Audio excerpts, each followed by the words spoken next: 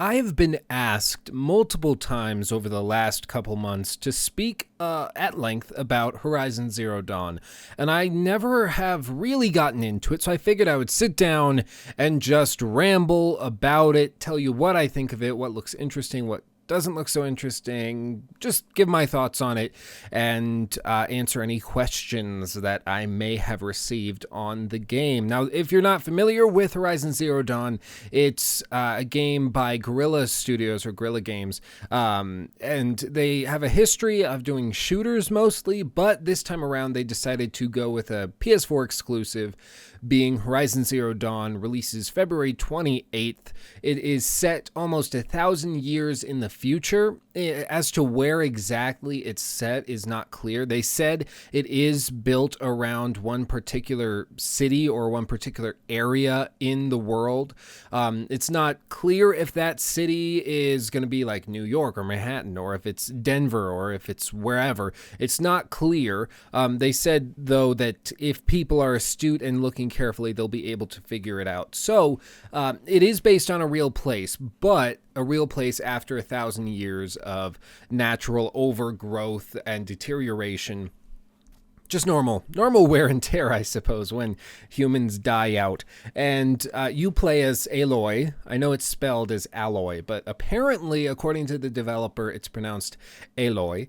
And when you play as Aloy, she's a sort of tribal huntress who has been excised from her tribe for not having a, I want to say, father or mother, one of the two. She basically has a broken family, and as a result of that, she is excised and looked negatively upon. And so that's about the extent of the story, at least that's been clearly communicated. Other things, people have taken little segments of things that a developer has said, and they've taken that out of context and really stretched it out. I have not played the game. Some people over at IGN, for instance, have gotten to play the game for I think 25 to 30 minutes was the amount that they were given. And they're allowed to film the game, but they're not allowed to film more than what I heard was 5 minutes for a single shot, or maybe it was 2 minutes for a single shot. They want it cut up pretty evenly so that gamers don't feel like they are seeing the entire game or able to figure out what the game is all about just through these teaser images. Now, that brings me to my first point, and one of the reasons why I'm actually excited. People have said that it seems like we already know what the game looks like and all that you do in the game, because it's been all over the place. It's been in ads. It was in the Super Bowl. It's been everywhere. It's everywhere. Everyone's talking about it. Everyone's sharing gameplay. Hell, there's even gameplay on the background of this video. So people are like, well, I've already seen what the game has to offer, and what I see isn't particularly interesting. Now, that's fine if nothing's interesting at all. But what I do want you to keep in mind is that developers tend to keep the best parts, not all of them, but they usually keep the best parts for secret or for surprise, and hold them back until you actually get to sit down and play the game. They don't usually show all of their cards before release. That just wouldn't make a whole lot of sense. Take, for instance, The Last of Us. They lied to the press for months and months and months. People were asking, are we going to get to play as Ellie? Are we going to get to fight with her, or maybe do something where the camera perspective changes? Neil Druckmann, Ashley Johnson, all of them. They just had to say, no. It's Joel's story. It's Joel's story. We're not messing with that. They had to lie to the press to make sure that the best part of the game, or I guess one of the best parts of the game, was still a surprise and didn't come expected, which is a big important element of games, is that surprise factor. And so I would not I would not cast the game aside just because they've shown a lot of gameplay. If you look carefully, most of the gameplay they've shown is in the same small area, fighting the same beasts. Now, if it's true that that's the only type of area that you can go to, and those are the only types of beasts that you can fight, I would understand why people would be a little turned off. I think that would still be fun. Don't get me wrong, but I'm not sure if it'd be worth $60. Maybe like a $40 weekend thrill or something, but $60 full price, I don't know, I would expect to get more. And my guess, again, this is just conjecture, this is purely anecdotal based on other games, other developers, and common sense. They would not show you their entire game right off the bat in these developer previews and journalist previews and things that they're doing. So I would still expect the majority of the game to have been left unshown and to be left as a surprise. Now, what does intrigue me, well, let me start with this. The general vibe I get from this game is Far Cry. A third-person perspective Far Cry. And that might sound weird, but when you watch the gameplay, it's this hunting, but it's open world, but they try to mix in some RPG elements, and so I get that vibe. Now, on the RPG side of things, the developer has been calling this an RPG, an open world kind of action RPG. Now, it's important to understand what that means, because one person's open world action RPG is not another person's open world action RPG.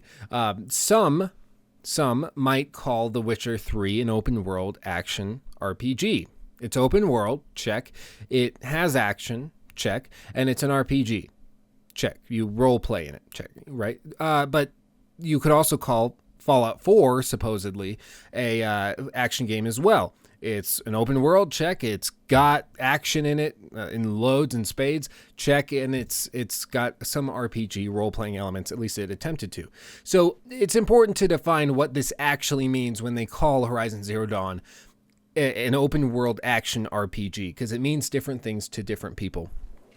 Now, it's been interesting. I've been looking into it. There's basically a wide spectrum. There's the sort of Mass Effect.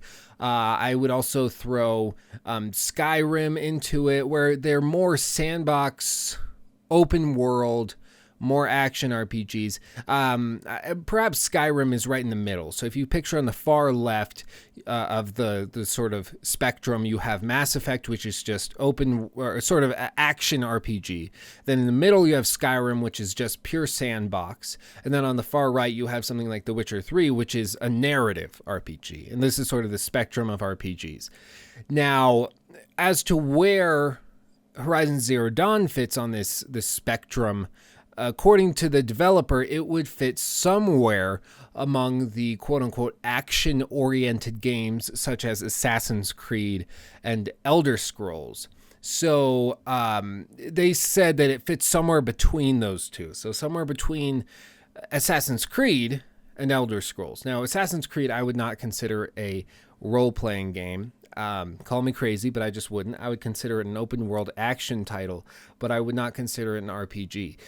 If you are going to consider Assassin's Creed an RPG, then you are watering down the definition of an RPG simply to mean a game that has fighting mechanics which are based perhaps on certain perks or upgrades and skill points, maybe things that you gain through XP. That's just a video game. That's not specific to role-playing games. Role-playing games require role-playing. Now, I could see Skyrim being a role-playing game because you can play that game based on whatever role that you take on. It's completely up to you as to how you're going to go through that world. Whereas Assassin's Creed, there's really only one way to go through it, and it's the way that the developer intended you to. So I would disagree with Guerrilla Games' definition of RPG there if they're lumping Assassin's Creed into it as well. I just don't see that as an RPG really at all. So with that in mind, if they're saying that it falls somewhere between Assassin's Creed and Elder Scrolls in terms of the RPG depth or whatever, I could understand why that could be a little concerning, because that could mean that it's not an RPG at all, and it's more just, okay, yeah, you killed this big monster, you get an upgrade thing, and that's going to give you the ability to like whirl your spear around in circles and do sorts of stuff like that. That'll be cool.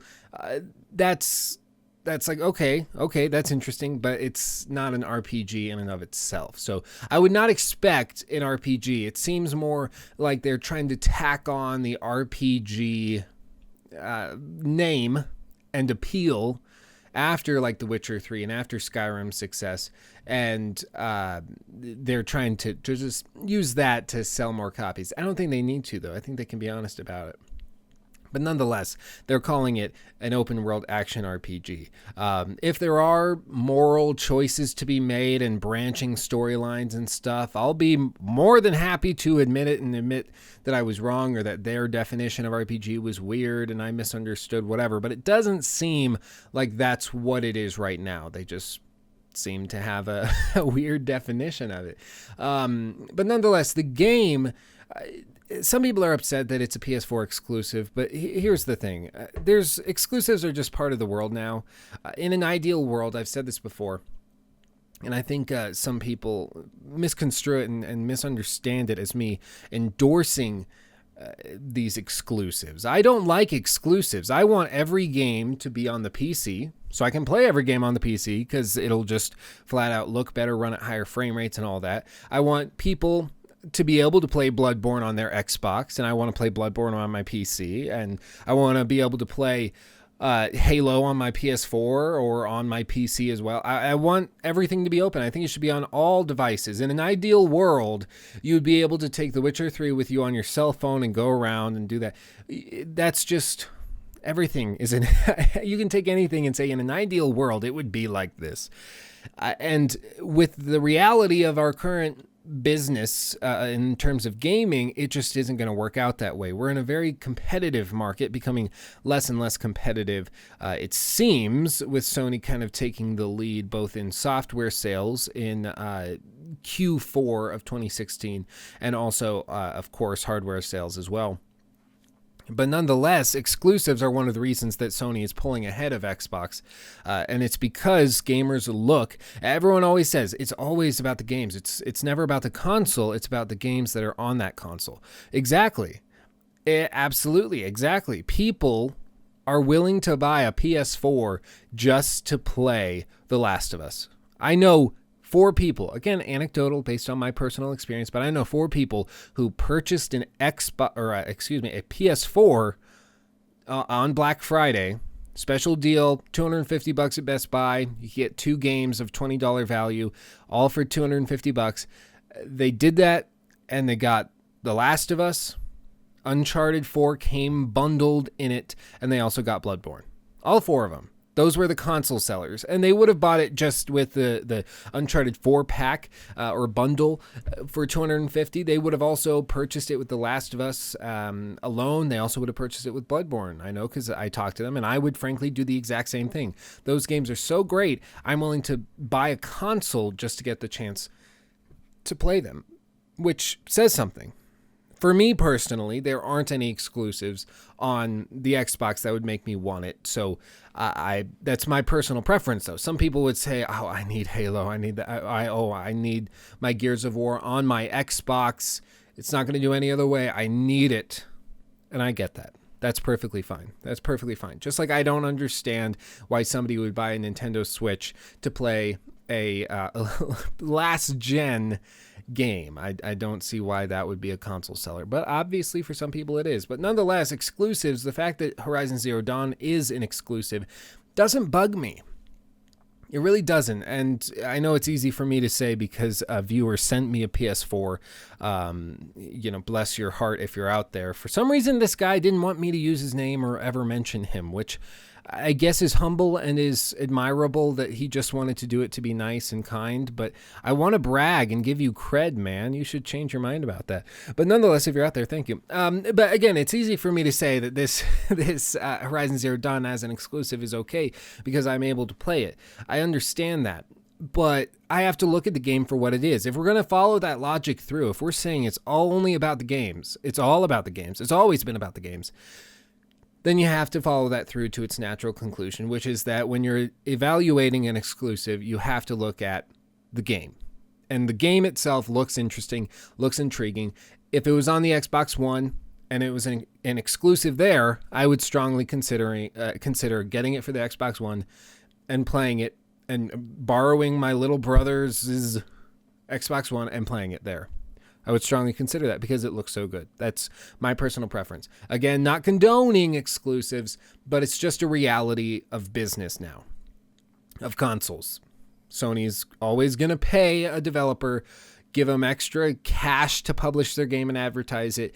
Say, look, if you do it on the PS4, we're going to put half of your budget, the amount of money you spent on the game, we're going to put that into advertising. We're going to give you a Super Bowl commercial and all this. Or we're going to put you in our PS4 commercial, and we're going to push you as our big game of 2017.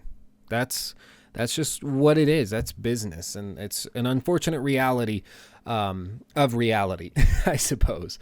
But as for, let's move on to Aloy as the character. The developer has said that they're hoping that not only does Horizon Zero Dawn become a franchise, but that Aloy becomes the new sort of cheerleader or mascot, I believe is the exact term they use, mascot of PlayStation moving forward. Now, you have to understand the context for this. This is not coming out of nowhere. This is coming out of specifically the end of Uncharted. Uncharted 4 marked the end of Nathan Drake as the poster boy for PlayStation. That was really the guy that defined PlayStation for a very long time. These big epic things like crashing buildings and oh my gosh, this bell tower's collapsing and then the boat's like on fire and it's sinking and you're inside of it and you're having a sword fight over all this treasure.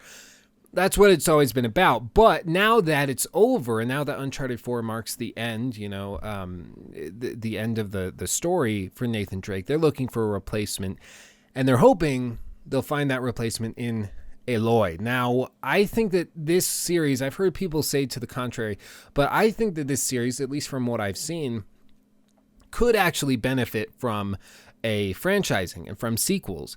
Now, some people would say, well, but you can already see like the extent of what they can do. I mean, it's just kind of run around with these kind of futuristic sticks and stab these monster things and do all that. But this is a type of game that can, again, I'm going to go back to Far Cry because that's the vibe I get.